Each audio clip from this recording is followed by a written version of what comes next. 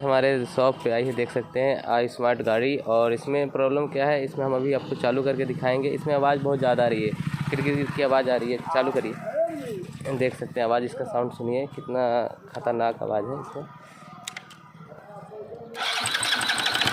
देख सकते हैं ये आवाज़ जो है बहुत बेकार आ रहा है। इंजन का आवाज़ सुन सकते हैं आप, कितना खतरनाक आ रहा है इसमें। इस चीज़ को हम लोग अभी सही करेंगे, ठीक है ना। आप बने रहे हमारे वीडियो, हम नेक्स्ट वीडियो में भी आपको ये चीज़ दिखाएंगे, आवाज़ जो सही होगा उसके बाद।